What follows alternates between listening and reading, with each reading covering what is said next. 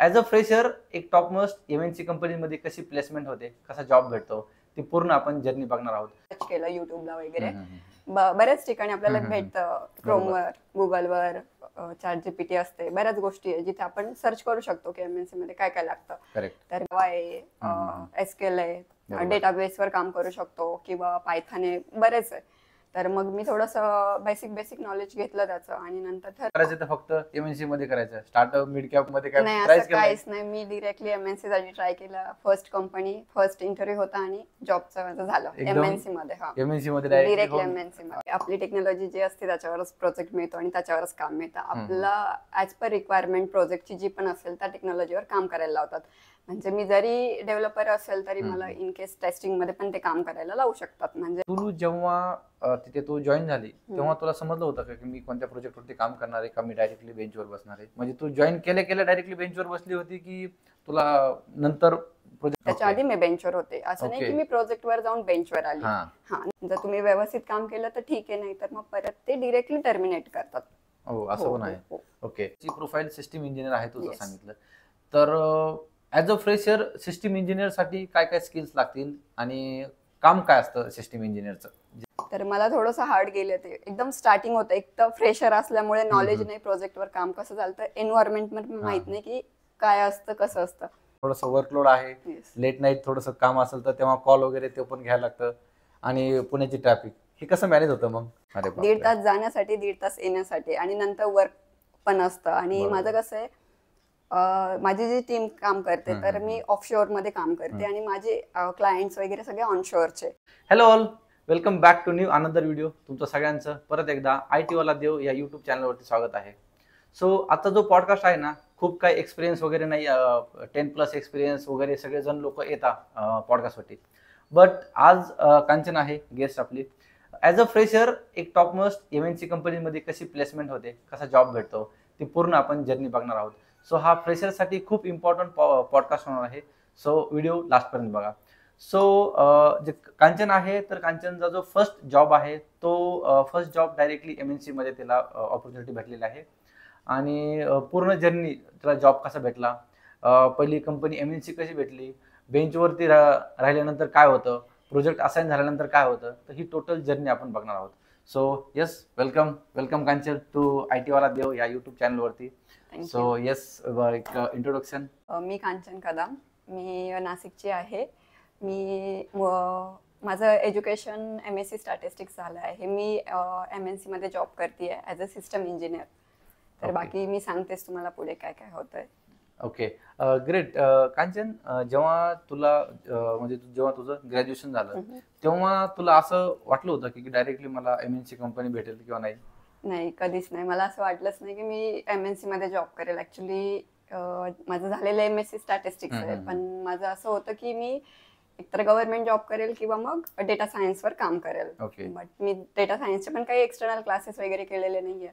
पण नंतर गव्हर्नमेंटचं थोडं प्रिपरेशन केलं, पण नाही, म्हणजे मी कोरोनामुळे ते गव्हर्नमेंटचं पण काही झालेलं नाही व्यवस्थित. मग मी MNC मध्ये जॉब करायचं ठरवलं. मग मी काही जावाचे म्हणजे MNC मध्ये कसले कोर्सेस लागतात, काय लागतात, मी त्याचं थोडं सर्च केलं युट्यूबला वगैरे. बऱ्याच ठिकाणी आपल्याला भेटतं. क्रोमवर, गुगलवर, ChatGPT असते, बऱ्याच गोष्टी आहे जिथे आपण सर्च करू शकतो की MNC मध्ये काय काय लागतं. तर मी युट्यूबला चेक केलं तर होतं की टॉप MNC कंपनीसाठी काय काय टेक्नॉलॉजी लागतात प्रोजेक्टसाठी. तर मी बघितलं. त्याच्यानंतर जावा आहे, SQL आहे, डेटाबेसवर काम करू शकतो किंवा पायथन आहे, बरेच आहे. तर मग मी थोडंसं बेसिक नॉलेज घेतलं त्याचं आणि नंतर ठरवलं की MNC मध्ये जॉब करायचा. आणि मग मी एक असंच रँडमली एक इंटरव्ह्यूसाठी, फर्स्ट इंटरव्ह्यू होता माझा MNC साठीच. तर लकीली माझं 10 days मध्येच मला ऑफर लेटर पण मिळालं. त्याचं माझा इंटरव्ह्यू पण चांगला झालेला आणि माझं झालं तिथे काम मग MNC. म्हणजे तू जेव्हा तुला असं ठरवलं की नाही मला आता MNC कंपनीमध्ये जायचंय, तुझं असं पहिलं डायरेक्ट म्हणजे ड्रीम होतं की डायरेक्टली तू नाही जॉब करायचं तर फक्त MNC मध्ये करायचं, स्टार्टअप मिड कॅप मध्ये काय नाही, ट्राय असं केलं? काहीच नाही. मी डिरेक्टली MNC साठी ट्राय केलं. फर्स्ट कंपनी, फर्स्ट इंटरव्ह्यू होता आणि जॉबचं माझं झालं MNC मध्ये. MNC मध्ये डिरेक्टली MNC मध्ये. अरे वा, ग्रेट. तर जी तुला ऑपॉर्च्युनिटी भेटली त्याच्यामध्ये तुला असं काही होतं का की यार नाही, ऍज अ फ्रेशर थोडासा डाऊट असतो यार की मी कुठल्या कंपनीमध्ये जाणार, मला कुठली प्रोफाईल भेटणार. असं पण होतं काही काही जणांचं की त्यांचं स्टडी जावाचा असतो आणि त्यांना टेस्टिंग मध्ये टाकतात. कोणाचं डेटाबेसचा स्टडी असतो आणि इंटरव्ह्यू मध्ये वेगळं विचारता आणि जॉब वेगळं देतात. तर ऍज अ फ्रेशर तुला कुठल्या कुठल्या टेक्नॉलॉजी आतापर्यंत भेटल्या आणि तू असं सांगितलं की नाही माझी ही टेक्नॉलॉजी फिक्स आहे, मला त्यावरती काम करायचंय? नाही, असं काही नसतं की आपली टेक्नॉलॉजी जी असते त्याच्यावरच प्रोजेक्ट मिळतो आणि त्याच्यावरच काम मिळतं. आपला ऍज पर रिक्वायरमेंट प्रोजेक्टची जी पण असेल त्या टेक्नॉलॉजीवर काम करायला लावतात. म्हणजे मी जरी डेव्हलपर असेल तरी मला इन केस टेस्टिंग मध्ये पण ते काम करायला लावू शकतात. म्हणजे असं नाही की ऍक्च्युली डेव्हलपमेंट केल्यानंतर एक टेस्टिंग असतेच, युनिट टेस्टिंग म्हणून. तर आपल्याला डेव्हलपमेंट नंतर टेस्टिंग करावीच लागते. किंवा मी स्वतः जावाचं म्हणजे मला जावामध्ये ऍज अ जावा डेव्हलपर म्हणून टाकलेलं. मी त्याचे एक्सटर्नल सर्टिफिकेशन वगैरे पण कम्प्लीट केलंय. बट मी कम्फर्टेबल नाही झाली त्याच्यामध्ये नंतर. तर मी स्वतः माझी टेक्नॉलॉजी मी डेटाबेसवर भरपूर इंटरनल कोर्सेस असतात कंपनीचे, ते किंवा स्टडी मटेरियल असतं त्याच्यावरनं स्टडी केला इंटरनल डेटाबेसवर. आणि त्याच्यानंतर मी डेटाबेसमध्ये काम करून आता मी ऍज अ PLSQL डेव्हलपर म्हणून प्रोजेक्टवर काम करते. म्हणजे आपण टेक्नॉलॉजी चेंज करू शकतो आपल्याला जर कम्फर्टेबल असेल तर, ज्यामध्ये आपण कम्फर्टेबल त्यामध्ये. ओके, म्हणजे आपण असं जो काही प्रोजेक्ट मॅनेजर असेल, लाईन मॅनेजर असेल, त्यांना आपण रिक्वेस्ट करू शकतो किंवा मला ही टेक्नॉलॉजी जमत नाहीये किंवा मला ही टेक्नॉलॉजीवरती इंटरेस्ट नाहीये, मी त्या टेक्नॉलॉजी करू शकतो. आपण ज्याच्यामध्ये कम्फर्टेबल आहे त्याचं थोडंसं नॉलेज पाहिजे, बेसिक्स. ऍक्च्युली कसं असतं, आपल्याला थेरटिकल पूर्ण नॉलेज असतं म्हणजे कोणत्या पण टेक्नॉलॉजीचं असेल. पण आपण ज्यावेळेस ऍक्च्युअल प्रोजेक्टवर काम करतो त्यावेळेसच कळतं की काय वर्क आहे, एन्व्हायरमेंट कसं आहे, काय. बरोबर. तेच त्याच्यानंतर समजतं की आपण कशावर कम्फर्टेबल आहे, काम करू शकतो असं. बरोबर, ग्रेट. मी ऍज अ फ्रेशर्सला मी हे सांगेल की जेव्हा आपण मल्टिपल टेक्नॉलॉजीवरती लर्न करतो, की कसं असतं की फ्रेशर्सला माहित नाहीये की आपण काय करतो, किंवा तुला पण झालं असेल की मी कुठली टेक्नॉलॉजी लर्न करू, टेस्टिंग मध्ये जाऊ, फ्रंट एंड मध्ये जाऊ, डेटाबेस मध्ये जाऊ किंवा iOS मध्ये जाऊ, अँड्रॉइड मध्ये जाऊ, असं कधी होतच, कन्फ्युजन होतच. तर कुठली पण एक टेक्नॉलॉजी तुम्हाला ज्यामध्ये इंटरेस्ट आहे त्या टेक्नॉलॉजी लर्न करा आणि जॉब ऑपॉर्च्युनिटी बघू शकता तुम्ही. जेव्हा तुम्हाला MNC मध्ये किंवा स्मॉल स्केल मध्ये जॉब लागेल तेव्हा तुम्हाला तिथे कळेल की नाही ह्या टेक्नॉलॉजीवरती नाहीये, तुम्हाला स्विच करा.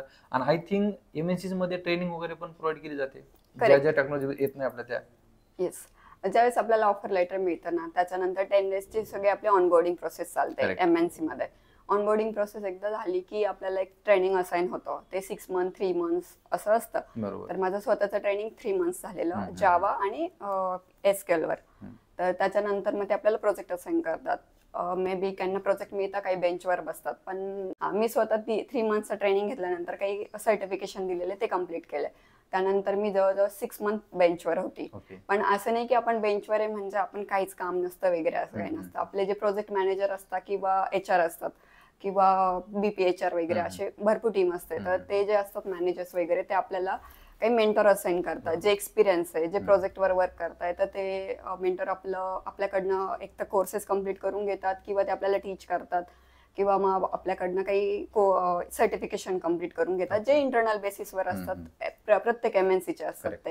आणि ते मॅन्डेटरी पण असतात. पुढे काही एक्सटर्नल पण असतात, जे की काही क्लायंटची रिक्वायरमेंट असते की त्यांना एक्सटर्नल सर्टिफिकेशन कंपल्सरी पाहिजे असतं. तर आपल्याला ते कम्प्लीट करण्यासाठी पण काही मेंटर असाइन असतात. तर आपण त्यावेळी करतो. बेंचचा पिरियड पण आपण पूर्ण युटिलाइज करतो म्हणजे स्टडीसाठी. ओके.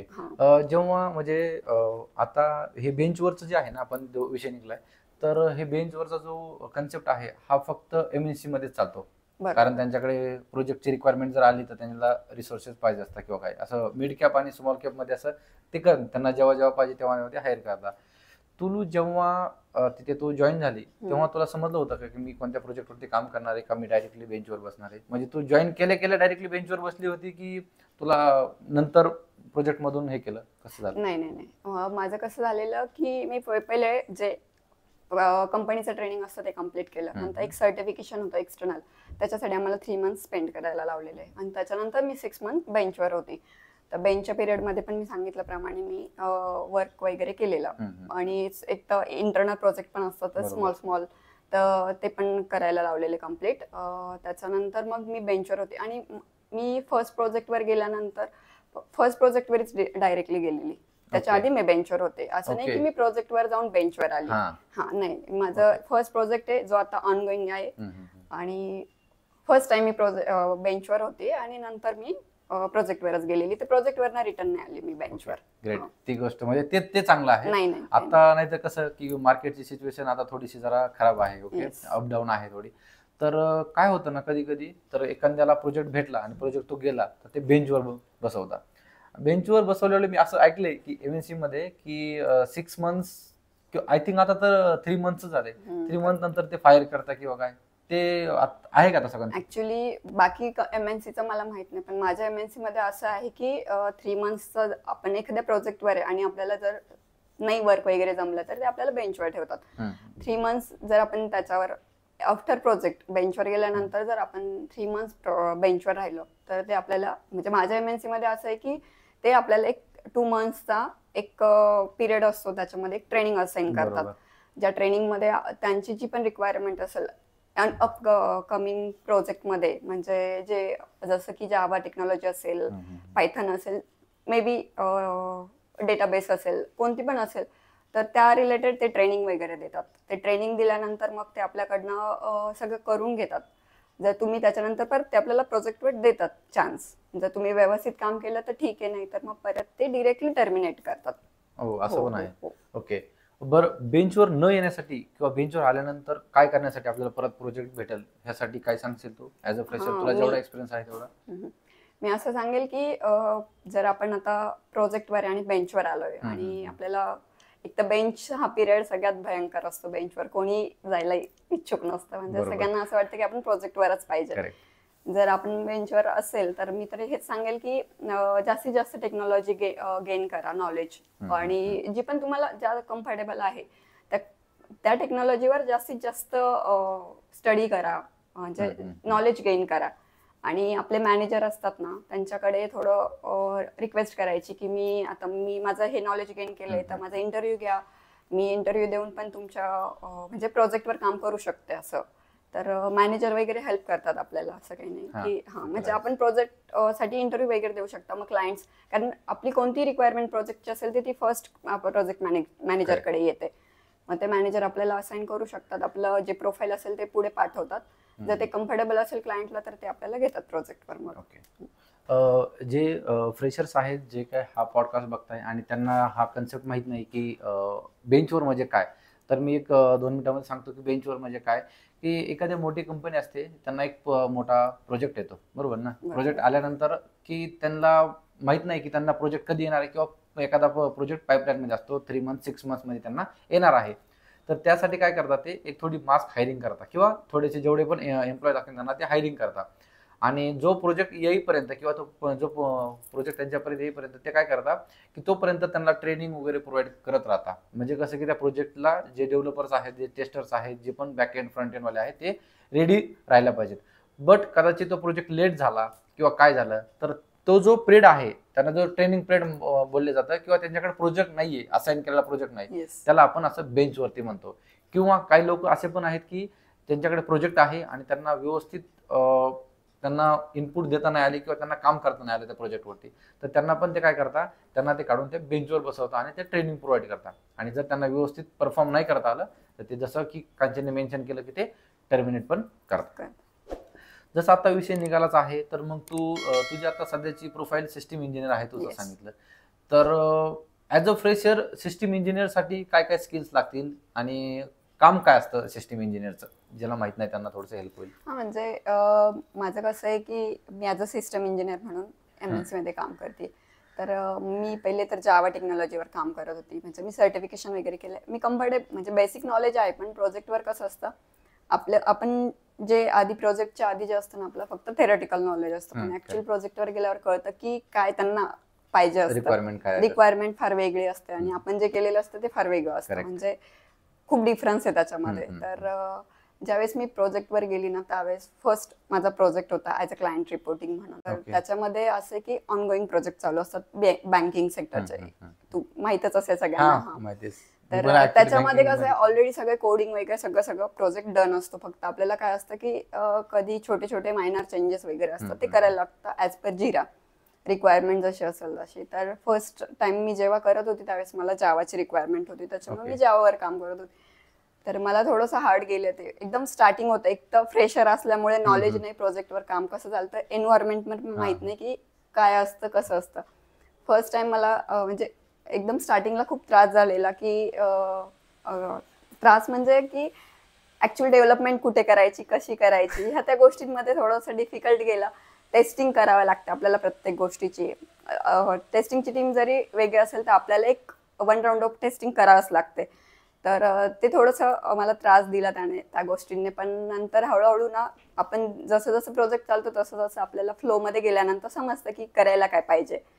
तसंच माझं होत गेलं. पण मी जावावर एवढी कम्फर्टेबल नव्हते, तर मी माझी टेक्नॉलॉजी चेंज केली. मी SQL वर काम करते, म्हणजे डेटाबेसवर. तर मी आता त्याच्यामध्ये कम्फर्टेबल पण आहे. मला चेंजेस म्हणजे डेव्हलपमेंट पण जमते, युनिट टेस्टिंग करावं लागते ती पण जमते. म्हणजे व्यवस्थित आता माझं चांगलं चाललंय प्रोजेक्टवर काम. Great great. जेव्हा इनिशियल लेवलला आपण जॉईन होतो एखाद्या कंपनीमध्ये, तेव्हा काही फ्रेशर्सला म्हणा किंवा काय असं थोडंसं भीती असते की आपल्याला इनिशियल लेवलला काही येत नाहीये, काही माहीत नाहीये काही गोष्टी. तर तेव्हा हेल्प होते का तेवढे, की प्रोजेक्ट मॅनेजर असेल, कलिग असतील, ओळख नसते आपली, म्हणून आपल्याला सगळंच नवीन असतं, तेव्हा आपल्याला हेल्प होते का तशी?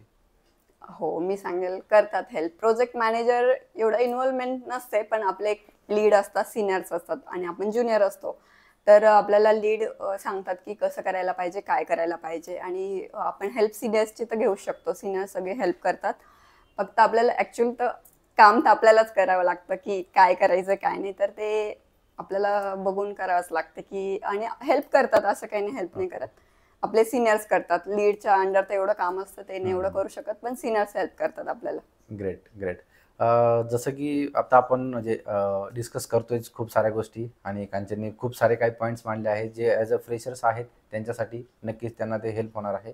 आणि सांगू शकतो की कांचन मॅरिड आहे, आणि पुण्यामध्ये ट्रॅफिक वगैरे हे तर माहीतच असेल. आणि आय थिंक आता जसं मी पण ऑफिसला जातोच, वीकली 3 दिवस तरी जातोच, तसं तुझं पण एक काही असेल की वर्क फ्रॉम होम वगैरे किंवा वर्क फ्रॉम ऑफिस वगैरे? Yes yes yes. माझं पण हायब्रिड मोडच आहे. माझ्या क्लायंटची रिक्वायरमेंट अशी की मंथली 10 days आपल्याला ऑफिसला येणंच आहे. तर ते कोणतेही 10 days तुम्ही करू शकता, असं नाही की मंथली? हो, मंथली 10 days. मग तुम्ही कोणतेही करा, फर्स्ट 2 week करा, लास्ट 2 week करा, जसं असेल तसं कम्फर्टेबल बट करायला मग लावतात. जसं की आता मी मेन्शन केलं की तो मॅरिड आहे, आणि कसं होतं मॅनेज मग हे? कारण घरचं पण थोडंसं आलंच, लेडीज येस म्हणलं की घरचं थोडं आलं, त्यानंतर ऑफिसचं आहे, सर्व्हिस बेस म्हणलं की थोडंसं वर्कलोड आहे, येस. लेट नाईट थोडंसं काम असेल तर तेव्हा कॉल वगैरे ते पण घ्यायला लागतं, आणि पुण्याची ट्रॅफिक, हे कसं मॅनेज होतं मग? ते पण सांगेल. एक तर मी मॅरिड, माझे हजबंड पण जॉब करतात, मी पण जॉब करते, आणि आम्ही दोघंच पुण्यामध्ये राहतो. तर सगळ्या गोष्टी मॅनेज करावंच लागतं आम्हाला. तर अर्ली मॉर्निंगला उठणे, नंतर आवरणं, नंतर मग ऑफिसला जाणं, आणि ट्रॅफिक म्हणजे माझ्या घरापासून मला ऑफिसला जायला तर 1.5 तास लागतो. अरे 1.5 बापरे. तास जाण्यासाठी, 1.5 तास येण्यासाठी, आणि नंतर वर्क पण असतं. आणि माझं बरोबर. कसं आहे, माझी जी टीम काम करते, तर मी ऑफशोअर मध्ये काम करते, आणि माझे क्लायंट्स वगैरे सगळे ऑनशोअरचे. ओके. तर मी 9 to 5:30 काम करते, आणि ते सगळे लोक 5:30ला लॉग इन लॉग इन करतात. तर करतात. मला ते पण लेट मॅनेज नाईट. करावं लागतं की त्यांच्यासोबत कॉल्स वगैरे असेल तर ते पण मॅनेज करावं लागतं. 8 to 8:30 पर्यंत माझा जॉब चालतो, आणि मग नंतर मग बाकीचं कुकिंग वगैरे, आणि लेट नाईट पर्यंत काम चालतंच. आय थिंक हे जे पण म्हणजे आय टी मध्ये जे पण वुमन्स आहेत ते सगळ्यांचेच माहिती म्हणतो हा प्रॉब्लेम हो असेल हो. की ऑफिस नंतर घरी आल्यानंतर पण करायला लागेल. पण येस, ते काय ऍडजस्टेबल म्हणजे आहेच, करावंच थोडंसं करावंच लागतं. लागणार आहे. आय थिंक कांचनने ऑलमोस्ट सगळेच पॉईंट्स कव्हर केलेत ॲज अ फ्रेशरसाठी, आणि खूप इम्पॉर्टंट पॉईंट्स घेतले की जॉबसाठी वगैरे. जसं की कांचन आता सध्या काय झाले ना की मार्केटमध्ये फ्रेशरसाठी जॉब्स थोडे कमी आहेत. बरोबर. एक्सपिरियन्ससाठी 2-3 वर्षानंतर एक्सपिरियन्सवाले जे म्हणजे एम्प्लॉईज आहेत त्यांच्यासाठी ओपनिंग्स आहेत. ते पण कमी झालेत पण आहेत. बट ॲज अ फ्रेशर सगळ्यांनाच एमएनसी भेटेल असं पण नाहीये. करेक्ट. म्हणजे तुझं हार्डवर्क म्हणता येईल, लक म्हणता येईल, आणि तुला ती टेक्नॉलॉजी असं सगळंच एकदा घडून आलं म्हणून तुला ती एमएनसी कंपनी भेटली असं मी अजून करतो. बट ॲज अ फ्रेशर्सला आणि दुसरी गोष्ट ही पण आहे की एमएनसीज मध्ये लर्निंग असं ॲज अ फ्रेशर होत नाही असं पण मी ऐकलंय.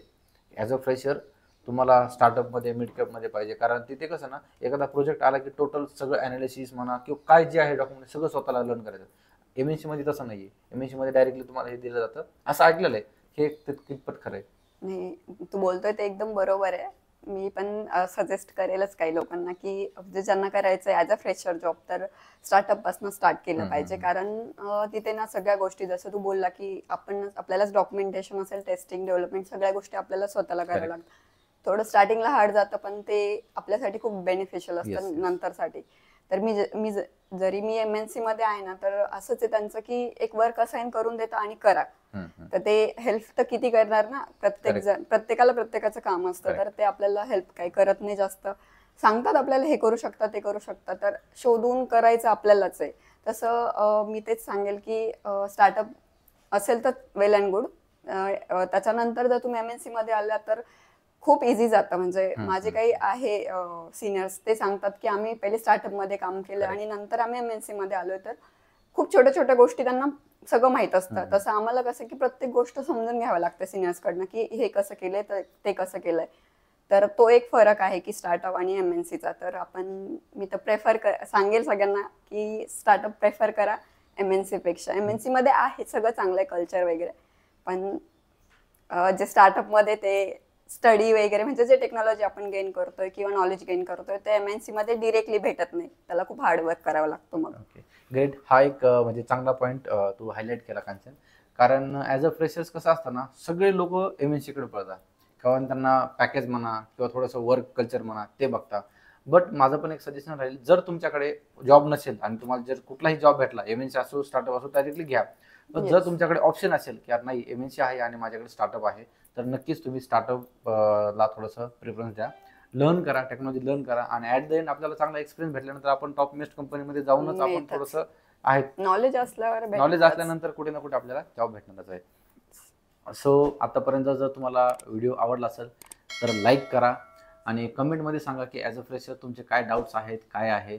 आणि आय थिंक हा पॉडकास्ट खूप इम्पॉर्टंट झाला आहे, कारण फ्रेशरसाठी ऑलमोस्ट तू सगळ्याच गोष्टी कव्हर केल्या आहेत, ॲज अ स्टार्टअप, MNC आणि टोटल सगळं. सो लाईक करा, शेअर करा आणि सबस्क्राईब करा चॅनलला. आणि थँक्यू कांचन तू आल्याबद्दल. आणि परत मी लास्ट पॉडकास्ट आपण बोललो की मी जे IT वाले आहेत त्यांचे विकेंड खराब करतोय. सो चॅनलला सबस्क्राईब करायला विसरू नका, ते खूप इम्पॉर्टंट पॉडकास्ट आहेत. येस कांचन, तुला काय सांगायचंय? मी तेच सगळ्यांनी टेक्नॉलॉजी गेन करा, म्हणजे नॉलेज गेन करा, बस बाकी काय नाही. मग जॉबसाठी इझी असतं सगळं. Yes thank you. Yes, thank you. Thanks for watching.